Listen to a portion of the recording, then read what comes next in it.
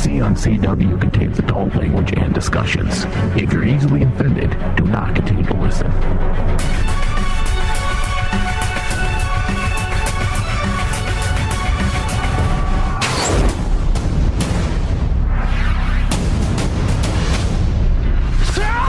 My name is Oliver Queen. You died.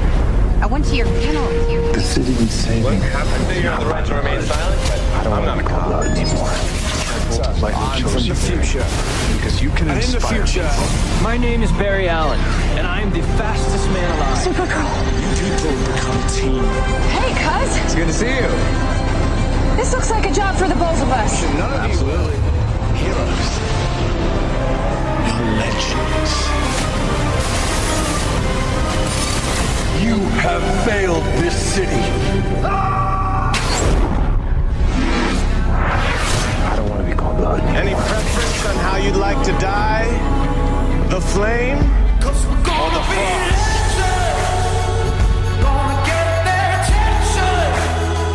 Hello and welcome. You are listening to DC on CW Legends of Tomorrow edition on Rain Man Digital.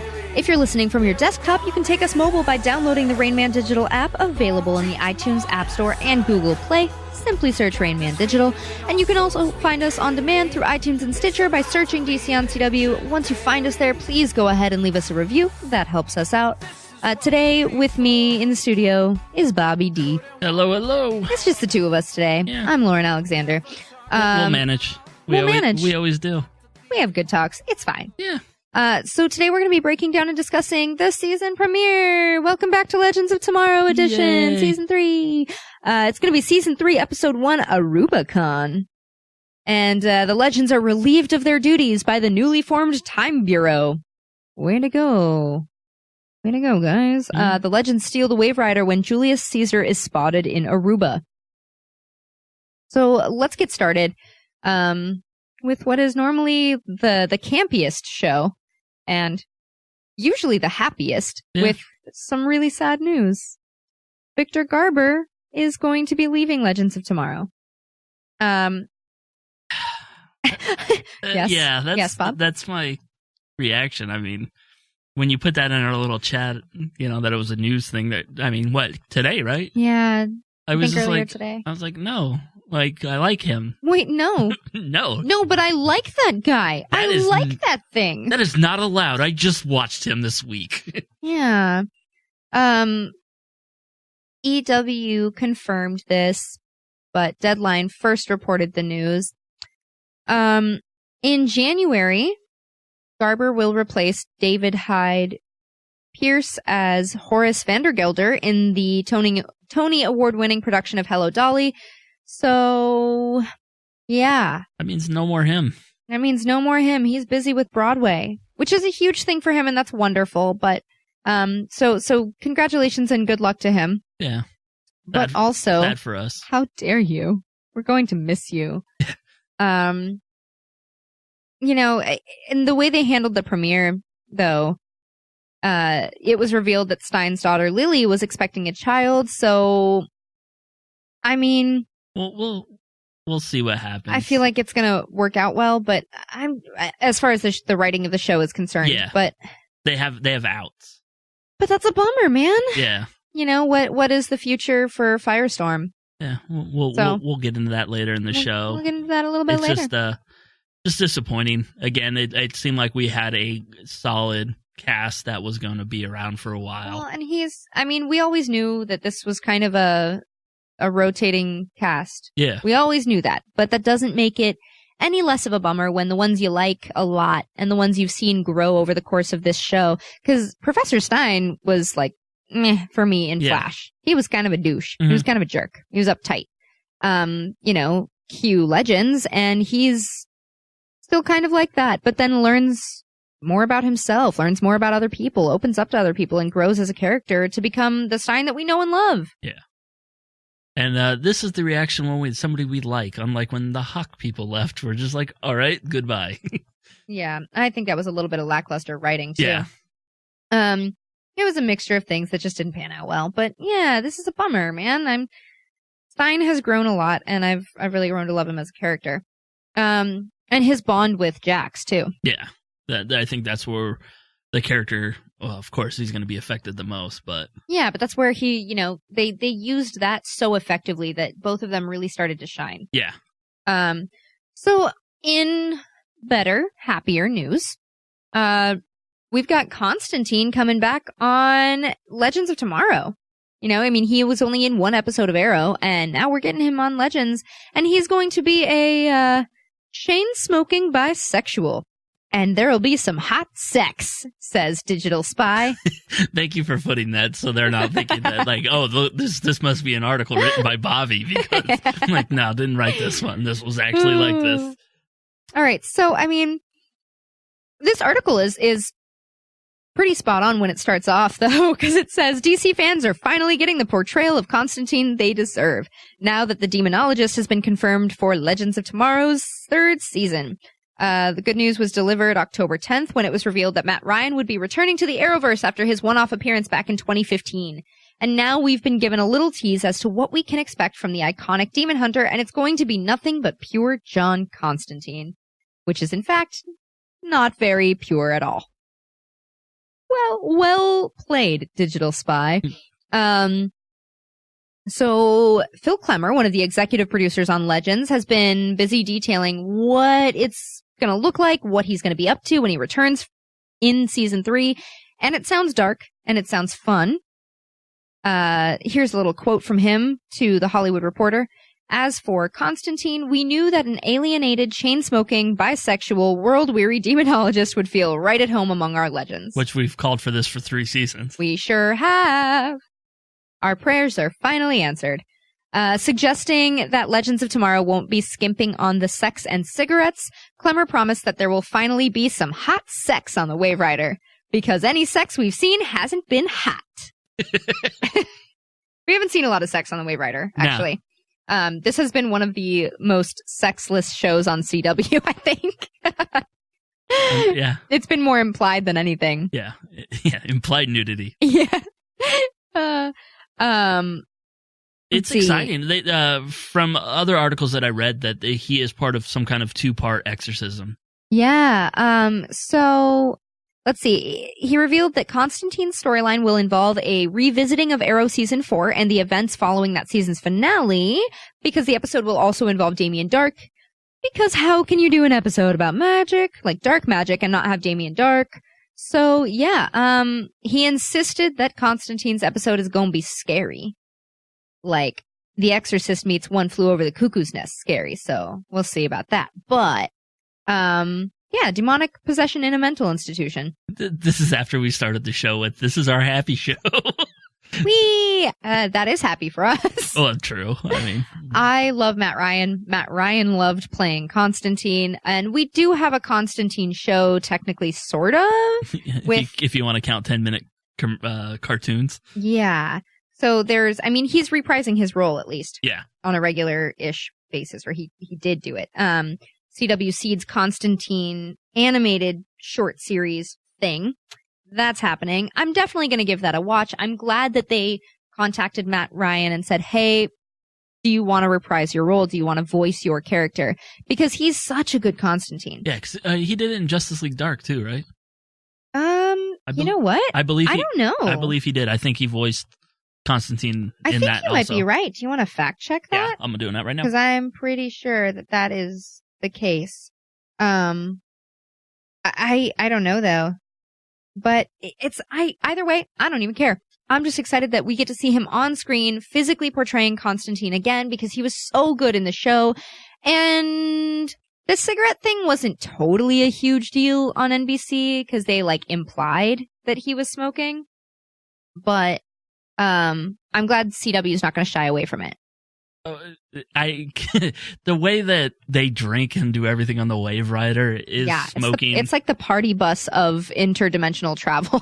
Yeah. Well, in time travel anyway. Sorry, not interdimensional, but you know what I mean.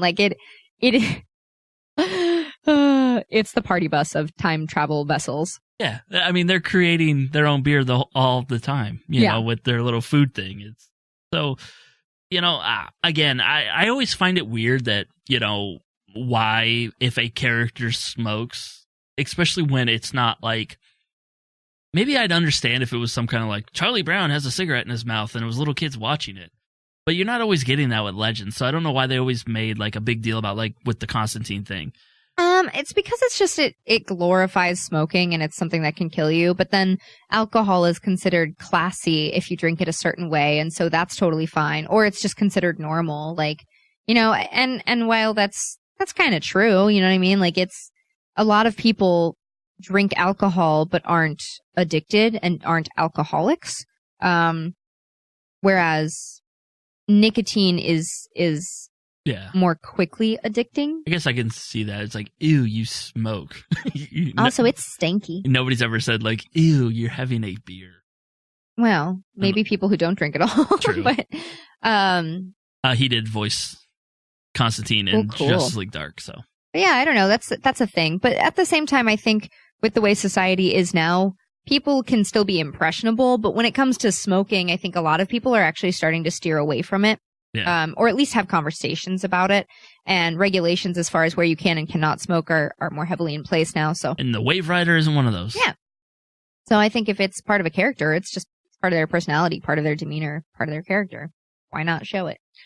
On another quick note before we go into our first break here, Legends of Tomorrow, as far as ratings, had 1.74 million viewers. Which was more than Supergirl. Which was more than Supergirl. You always wonder if that's because Legends now, you know, is after Flash and people carry over. Oh, God. That might be. A better And you know what? That's in. totally fine. If that helps Legends gain more viewers because they are there and they're going, oh, crap, yeah, Legends is on. Great, let's just watch that too. Yeah. Then that's fine with me. They competed with This Is Us and Blackish and all sorts of stuff. It's a tough TV night, so. Yeah. I mean, to get, you know, almost 2 million viewers right off the bat, which is that single day number, the overnight number. Yeah. That's pretty good because those are some top of the heap for, you know, rating wise. And they probably got some new viewers too. So yeah. Fingers crossed for that. All right, let's go into our first break here. When we come back, we will get into the episode, Aruba-Con. Every time they do that, I get hungry for chicken. DC on CW. We'll be right back.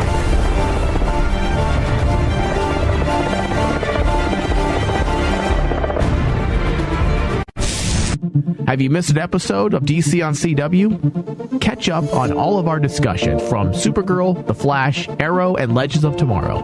Just search DC on CW on iTunes and Stitcher. You can also find it on the Rain Man Digital app. Just search Rain Man Digital from the iTunes App Store or Google Play.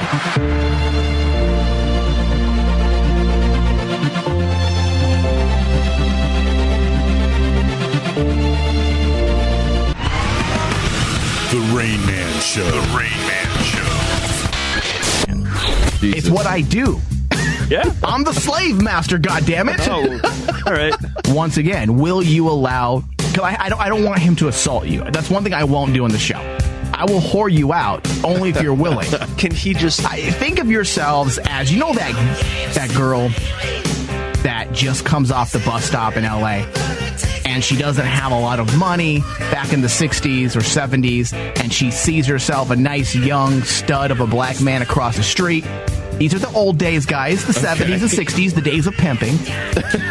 And he treats her right, takes her out to breakfast, to Denny's, gives her coffee and a Grand Slam, and he tells her he's going to make her a star. And she feels comfortable, and he slowly woos her. I'm not condoning this type of action. I'm just saying that's what I'm like. I'm not condoning it. It's not for everybody. But I'm saying, hypothetically. But essentially, I'm the black stud of a man hanging out across the street trying to whore you guys out, making you guys feel comfortable. And each of us on the show is that girl that got off the bus in the wrong part of town. For more Rain Man, visit RainManShow.com. Have you ever wanted something so bad that you do just about anything for it? Well, that's exactly how we feel about you.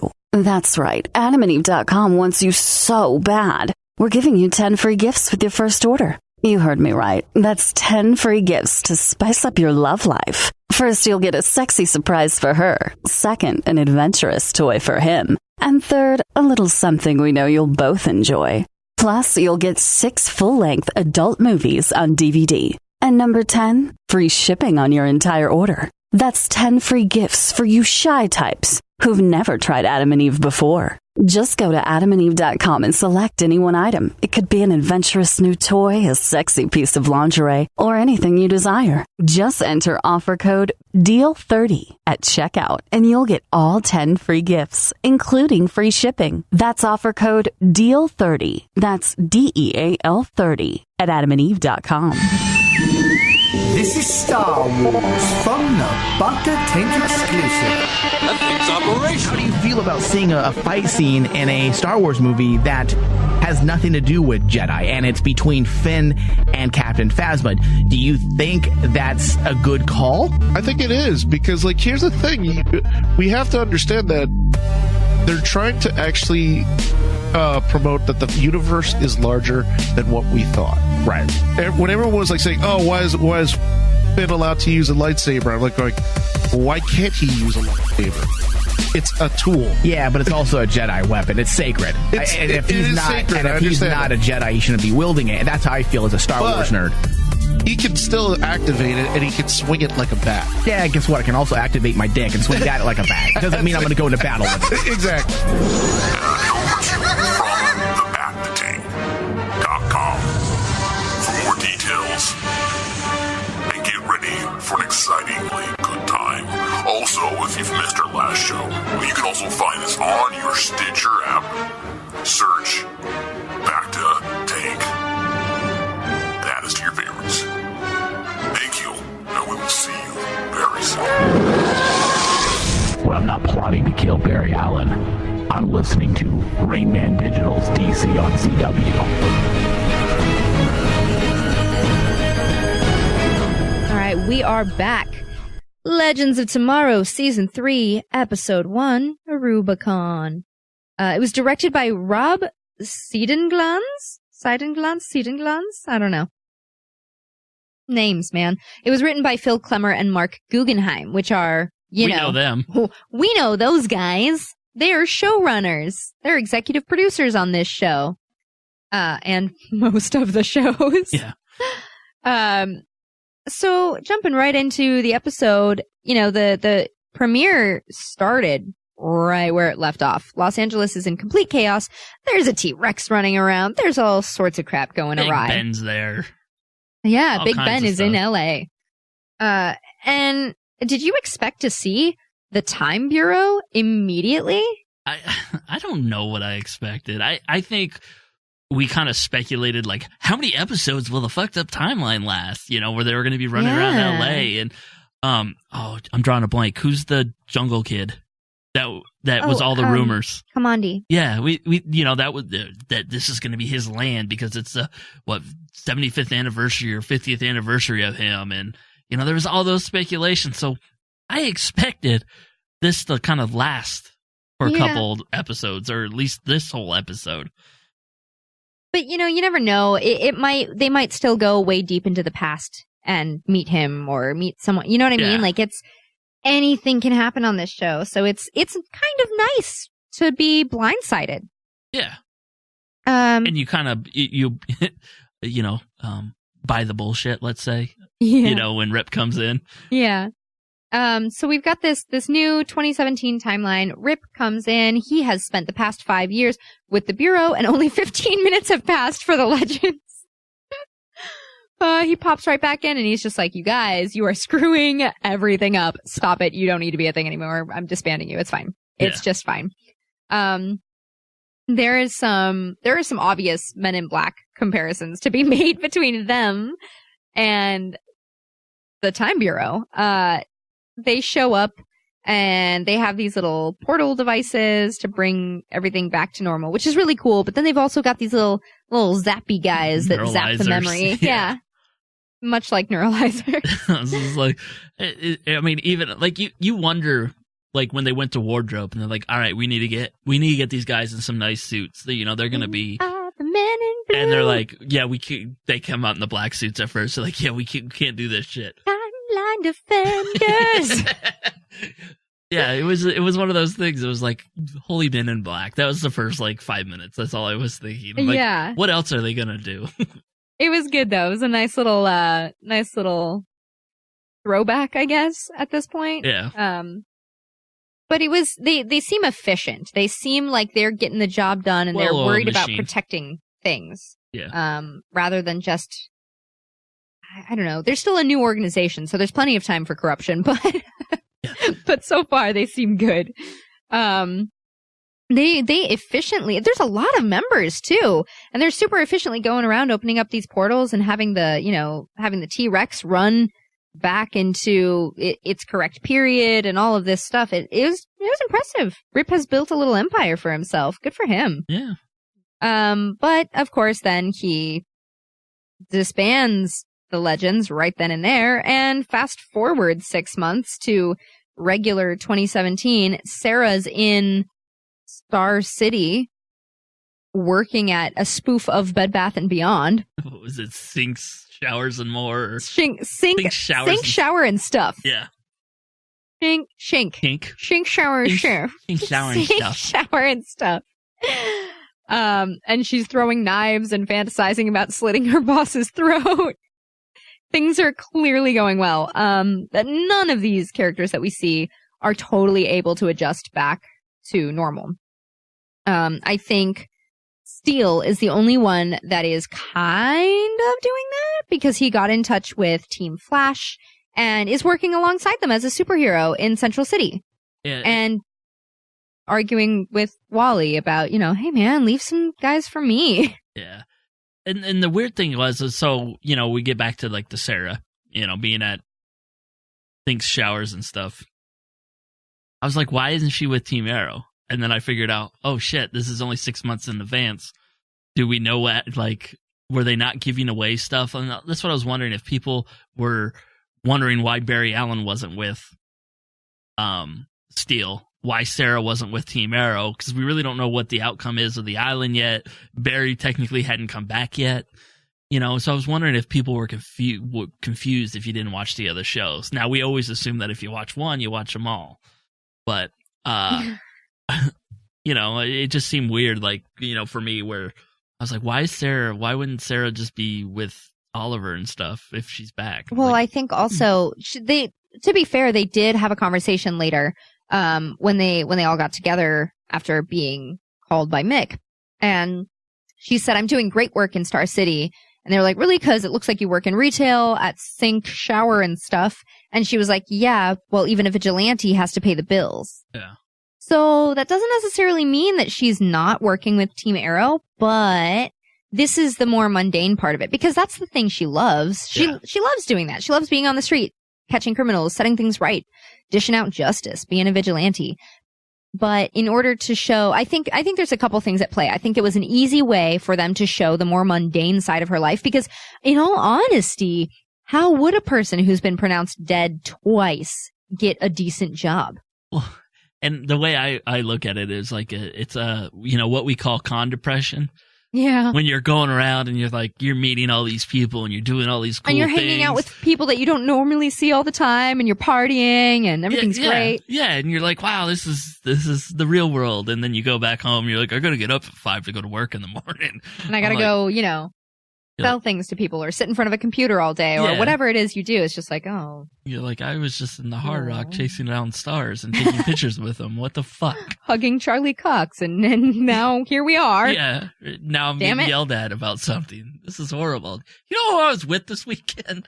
And that's what I almost felt that way for Ray, where, he has all the knowledge and power in the world to do great things, and he's making a dating app. I think that's gotta be the most insulting one, because he had an entire company, and he is one of the greatest scientific minds of his generation, and a great businessman. Well, maybe not great, maybe just good, but was good at finding people to be good at the business side of things for him. Yeah. I don't know. But he's incredible at what is it? Physics? No, I don't know. I forget what it is for him, but it doesn't matter. Yeah. What matters is that he is amazingly talented when it comes to all of his scientific work, and he puts in so much effort, and he's so smart. And he had a huge company. And now he's not even top dog somewhere. He's not even on like a real research team. He's just helping in a company that's making a dating app. Yeah. Don't And the talk to guy me is when I'm plugged in. condescending. Oh, that's just awful. If it's not in an app, it ain't shit.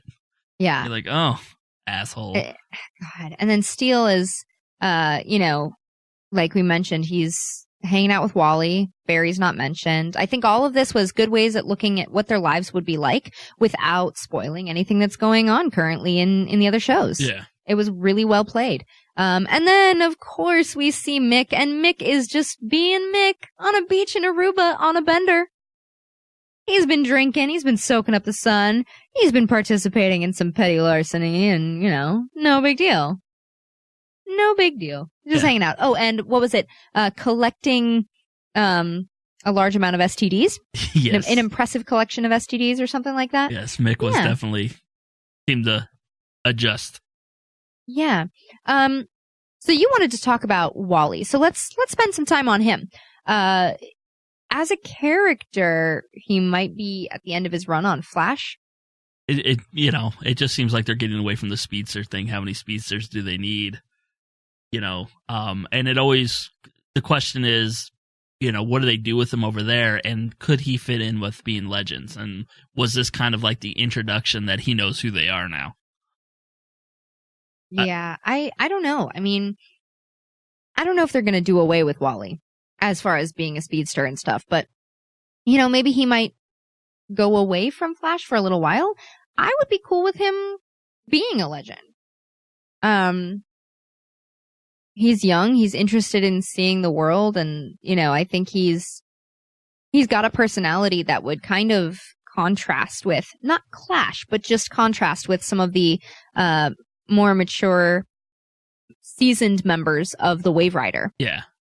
And I think that could make for some interesting storytelling, especially because, he is used to working with Barry. And Barry is he can be pretty solemn and pretty like, hey man, this is my call, this is what we're doing, until he lightens up. And you know what I mean? So I don't know. I think it'd be good. I don't think it'd be a bad thing. Yeah, I was just wondering because I just thought it was an interesting choice of what character from Team Flash that they kind of grouped him with. To where like a dynamic between him and Cisco would have been different, and why did they choose Wally out of all of Team Flash? So I just thought maybe they were kind of a little foreshadowing there. Maybe he'll show up on the Wave Rider a little bit. That way they can kind of, get him away from Flash, but keep him in the universe. That's an interesting thing to talk about. But yeah, I don't know. We'll see. Now let's talk more about Firestorm. So Jax quit school. They came back and Stein has been spending time with his family. He's retired, I think, at this point. And Jax went to school. And with all the engineering work that he's been doing, and from the conversation they have, it sounds like, he's just breezing through an engineering degree. Stein was saying, you could have your master's in like 2 years, man. What are you doing? Why'd you drop out? But Jax just can't get time travel out of his head. Yeah, and you see, them struggle, well, at least Jax struggle with, the thrill. Yeah. The rush of actually working on something. And, I've had that like experience at work to where you think about going back to school after being like in your field or doing what you've been doing for so long. And you're like, you go to school and you listen to these people just spout bullshit because they've never actually done it in the real life.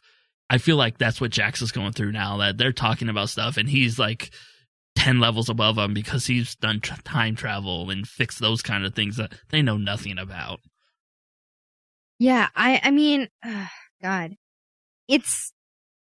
things are going to go differently for these characters now, and they want back into this life, at least temporarily. Stein might be a little more hesitant, but Jax really wants to go back to the Wave Rider. And, him dropping out of school and all that stuff, he's committed to that. That's what he's committed to in his life. And yet we're going to see Stein leaving.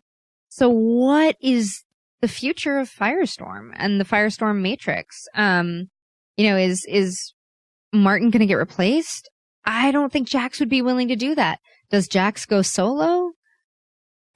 I don't know. See, and I think we actually discussed this at one time to where we were wondering if, Jax has found his purpose as the engineer on the ship and that he could, he's kind of learned how to handle himself. They don't always form the Matrix, so he can handle hand to hand, So I could see him just being like the ship guy without being like, I don't think Firestorm is who he is.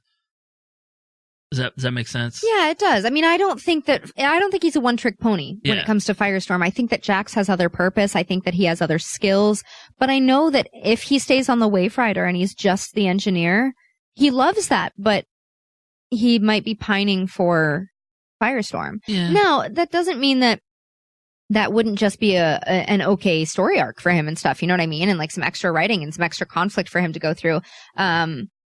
But I think his place probably is on the Wayfighter because even last season we saw him without Stein. Stein was back on the ship in the med bay or something like that, and Jax was going in just regular human Jax with the strength that he has built up and the fighting techniques that he's learned training on the Wayfighter and going in with a gun or a weapon or something to just handle business. And I think that's what we saw him last year get used as cover for like the slave owners and stuff like that, where we, like you said, we did see him by himself. So and he was insistent upon doing things even when he couldn't be Firestorm. Yeah. And we didn't see Firestorm as much as, because it always seemed to be like the answer is like, why don't you guys are a nuclear weapon, just join, and they found a way around it. Maybe last year was kind of the test of how can we do this? And now they know. And it's like, yeah, you can go do your play and come back when you want to, write them off that way. Yeah. I think we've got another element at play here in this situation, and that is pregnant Lily, Stein's daughter.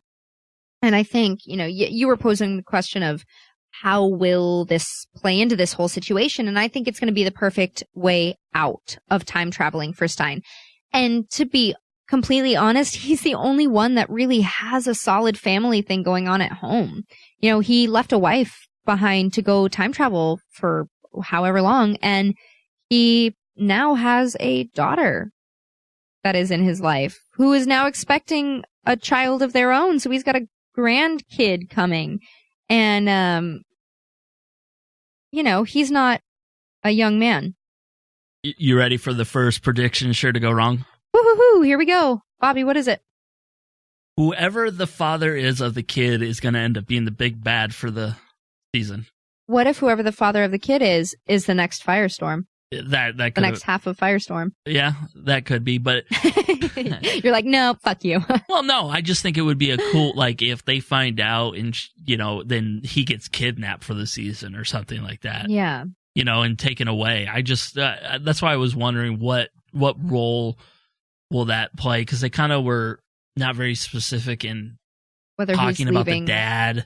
Yeah. And if he's around or what it was. Well, that brings into question the other thing here is, is Stein gone for good or is he gone for the season? Yeah. Because, but I think it's going to be for good. You think it's done? He's an older man, and that's not necessarily like a deal breaker right then and there, but he has a wife and an adult daughter and who's expecting a child, and he's lived, man, he's lived, and now he's gotten to time travel and see incredible things and meet himself in the past and all sorts of stuff. I think he's probably content, and he's getting to a spot where he's like, I'm good, man. Call me if you have any questions. Come visit. And you always wonder, because they can return them back to the spot they left, but what physical toll does a time travel take on somebody? Yeah. Like, if I've been gone for 10 years, my body's going to age 10 years. Exactly. Right? I mean, so... You don't want to screw with it too much. You want to seem like you're still aging alongside the person you're with, at least relatively, normally. Yeah. So, I don't know. It's an interesting thing, and I almost wish that they would have held back on the story, as far as... I don't know. I'm fed up with spoilers, especially major things that we just know over the next, 8 episodes or 9 episodes, or whatever it is before the Christmas break, that we're going to lose a character.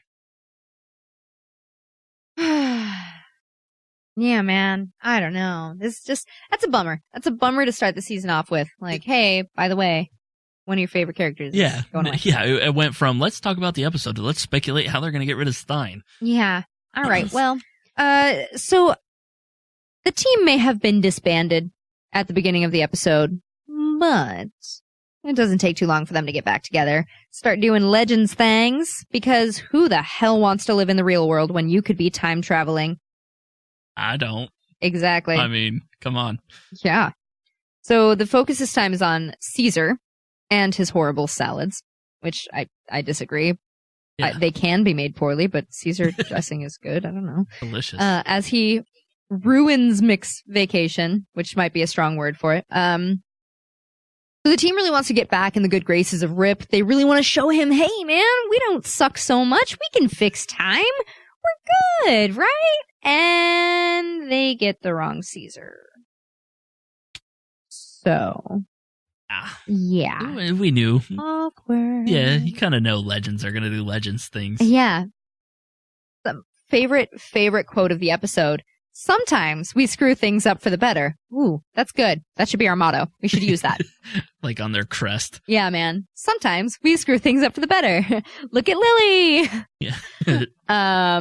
So the team gets the wrong Caesar, right? And then that Caesar steals a book from Nate, the historian, who should be keeping an eye on his historical books when there are historical figures on the ship.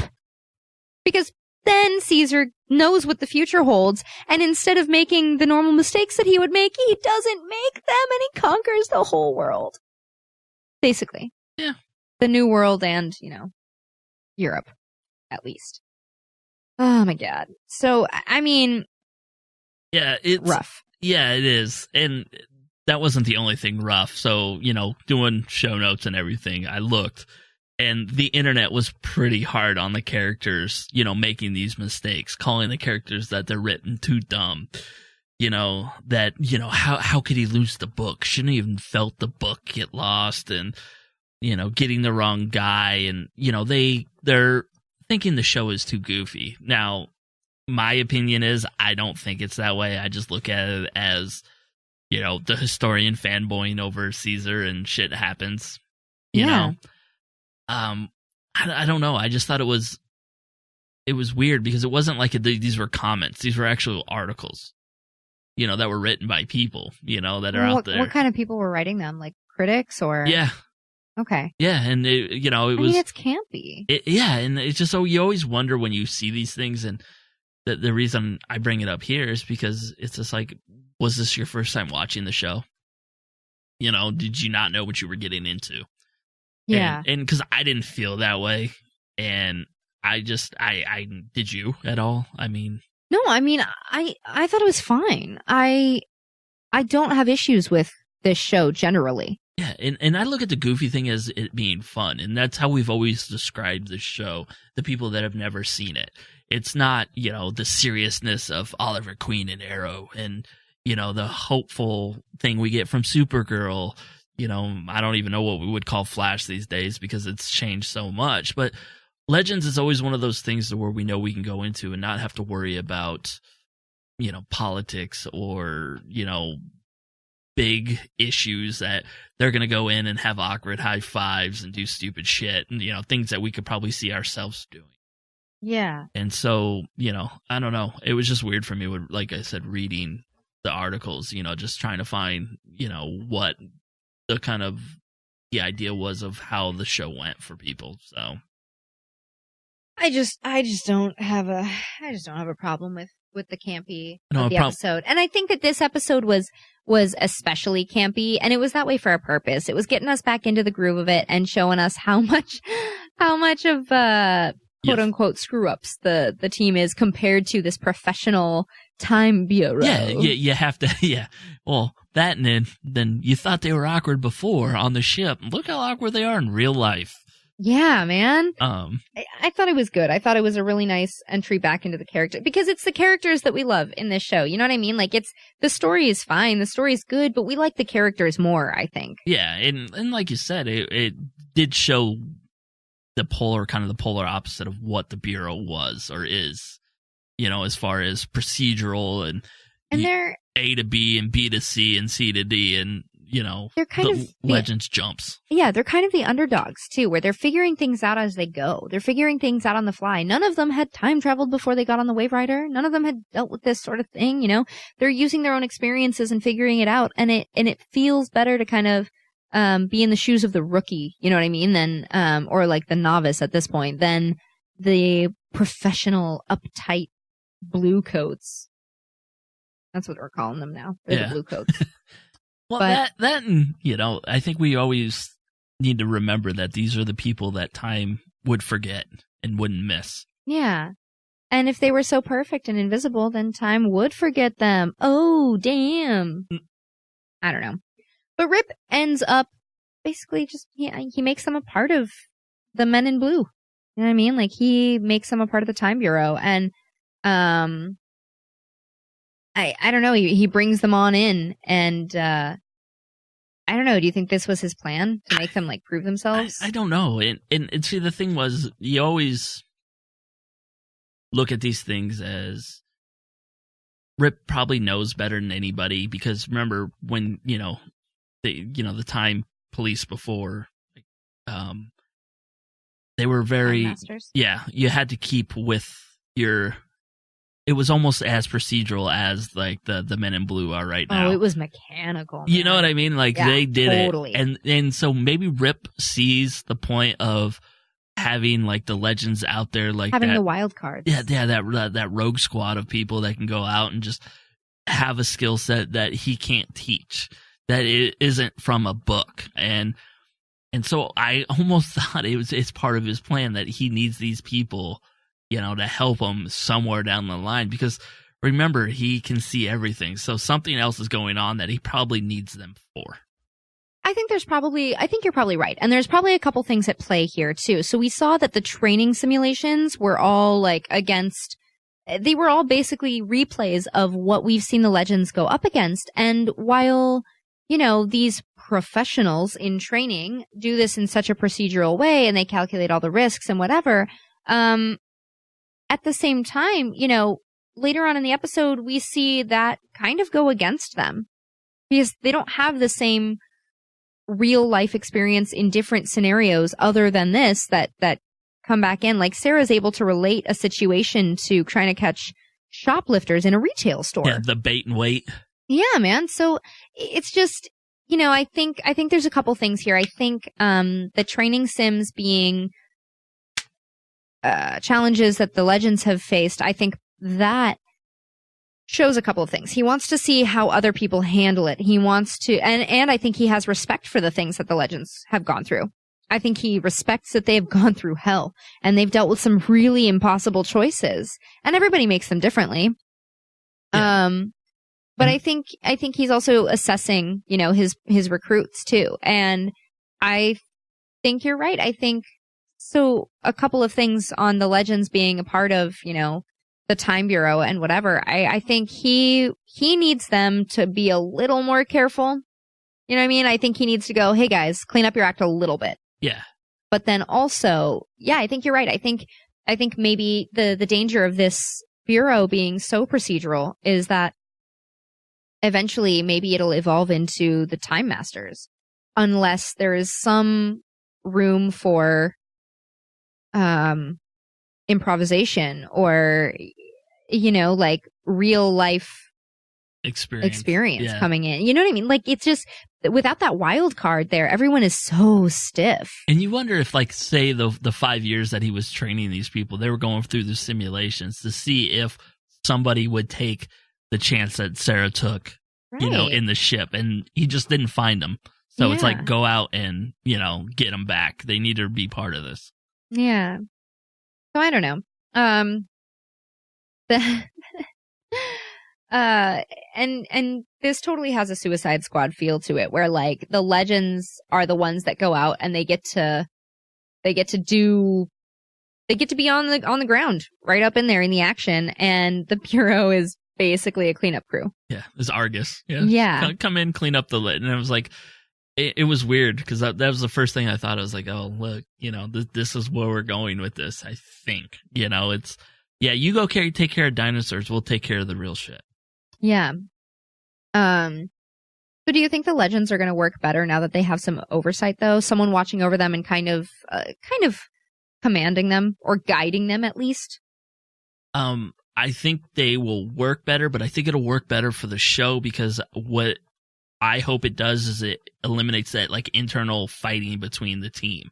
That now they can, like, it seems that they were away long enough that they missed each other and they know like they're a family and they're all one. But then you have to have somebody against you, right?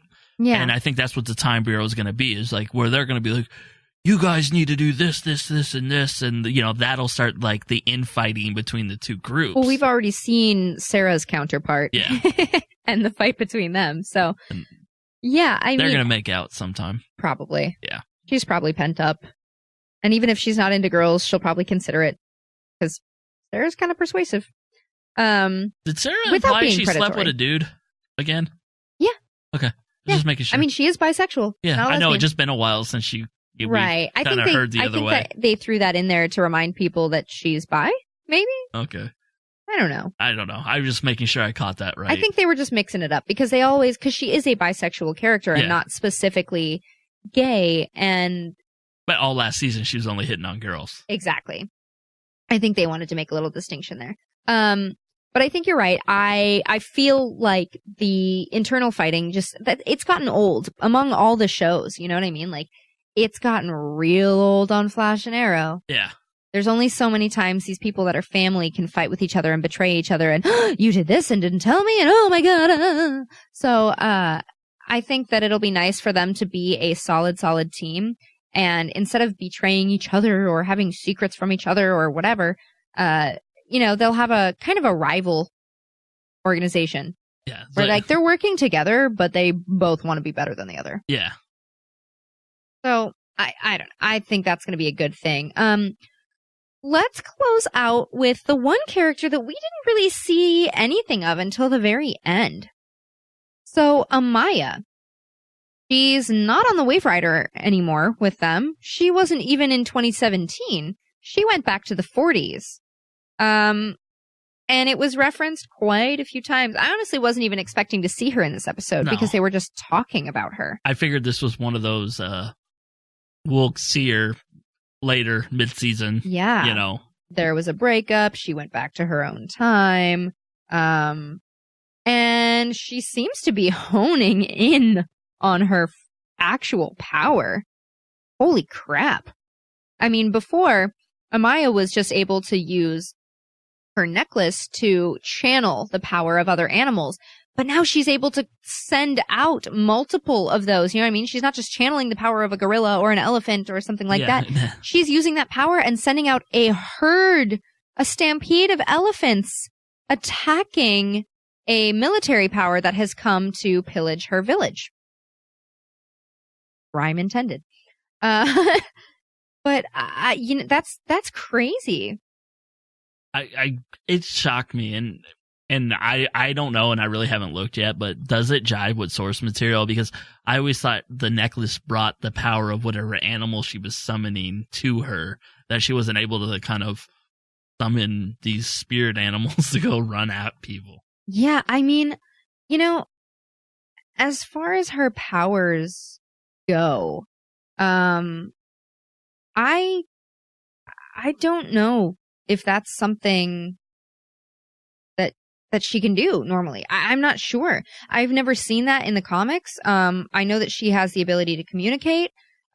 She takes on the abilities of animals, even like mythical ones. And I know she can use that, but I don't know if she can. Basically, it's like it mimics the abilities of the animals is what she has the ability to do. And I don't know if that's something normal. And even if it's not, I'm pretty okay with it. Yeah. It just caught me off guard when that happened. I was just like, wait a minute, I've never seen this before. She doesn't do it in the future, or her grandchild doesn't do it in the future.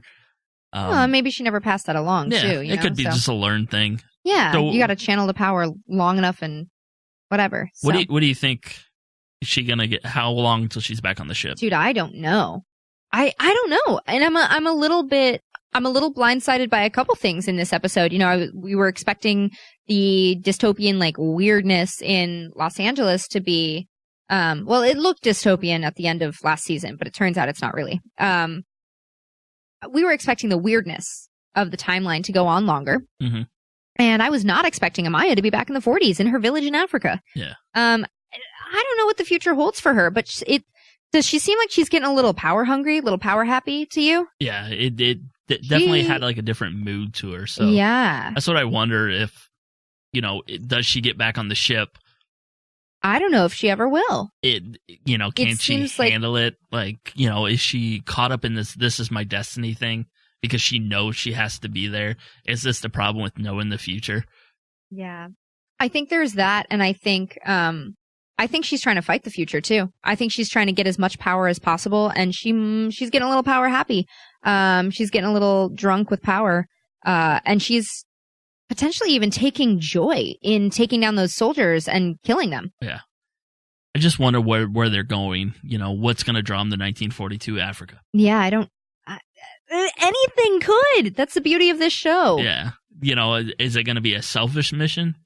Which, again, we could see, because it would cause problems with, the Time Bureau, like we said, the interfighting between the two groups of, right. You need to do this. This isn't on the radar.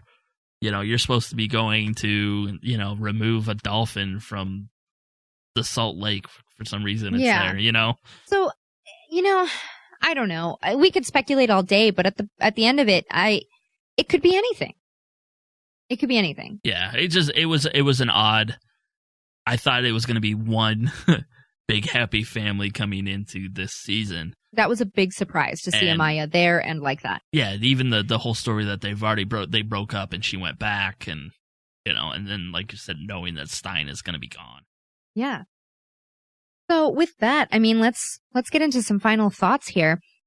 I didn't have a problem with the campiness of the episode. I thought it was nice comic relief to come back to, especially after such a heavy Supergirl episode. We're not covering Flash and Arrow tonight, so we won't get into those, but Supergirl was heavy. It was good, but it was heavy, and it was really nice in the same few days to see Legends being a little more upbeat. Yeah, they were dealing with some stuff, but there was comic relief in there too, even when it was dark humor. I mean, there wasn't a lot of visual effects. There was the portals. There was Big Ben and the dinos and the Wave Rider and everything just looked solid. Everything was honed in. Even those Firestorm. Portals look nice. Yeah. Yeah. And those are bright white. They look good, and they're in the middle of the daytime and stuff too. Yeah, and even the fact that they got kind of the level of the ground right. It didn't look awkward. That they were running into something that wasn't level with the other side of the portal. I mean, they did everything good. I mean, but we expected they kind of limit their visual effects. A lot of it looks to be practical. So and that's what I was gonna say too. Is when visual effects do happen in Legends, they're usually good because they don't have to have a consistent budget for it, other than Firestorm. Yeah, for the most part, they're not animating 3 or 4 speedsters on screen or something. Yeah, chasing each other across. Yeah, there's very minimal 700 miles. Yeah, there's an initial activation of Amaya's powers, and then there's Firestorm going around, and maybe some laser blasters, and the occasional explosion. But a lot of it's hand to hand and espionage type things. Yeah. And speaking of the hand to hand, Katie Lott's fighting with what's going to be her new girlfriend. Doing that shield run. Yeah. What is nice is that, if you watch some of the videos, that she is the one actually doing it. And so you can see it, doing the wire work and running across. It was that was like one of those moments where they kind of use her dance background and all that stuff to make it look really, really good. Well, and she does stunts and stuff and fighting. Like, she is a martial artist and she practices those stunts and stuff, man. She's amazing. Yeah. She's so athletic and so good at what she does. And I think she has a lot of fun doing stunts. So it's always good to see that. It's nice. It's nice seeing that. And it's nice when they write it in. You know, it's like, why else will I run across all these shields? It looks fucking awesome. Do it. Because it looks cool and she can do it. Yeah. Why else? Why else do you gotta? Any last thoughts from you? Any final things? Any final speculations? Not too much more than kind of what we went over already. It was again, it's a fun episode. It's something, even with the theme songs and like the background music of what they do, it's nothing's too serious, and it makes me happy just because it's so much in this day and age. Is so like we have to have a stand on this, or we have to be so serious. And then, you know, when they do the campy stuff, or, you know, the goofy things, that it just reminds me of like my friends, like our friends doing shit. Yeah. You know, and I think that's why I always kind of gravitate towards this, and I look forward to it. I'm never always, sometimes when I watch the other shows, I'm like, oh, geez, they're going to have to deal with that this week. I don't know if I want to watch that. You know what I mean? It's exhausting. Yeah, you're just like, oh, great, here we go again. And this one, I never have to worry about that stuff. So it's, I'm glad it's catching on. I'm happy with some of the announcements, like the Constantine thing, to where they're bringing in these characters that we want to see. Yeah. So, I mean, it was a solid start to the season, and I'm looking forward to it. We welcome you back with open arms, Legends of Tomorrow. We love you. With that's going to be it for today's DC on CW Legends of Tomorrow edition. Remember, you can always catch any past and future DC on CW episodes through the Rain Man digital app, and be sure to follow us on social medias. Our Twitter is at DC on CW, Facebook is facebook.com/DC on CW, and our Instagram is at DC_on_CW. And we will catch you next time. Not in the mood for chit-chat. Gotcha. Ready when you are.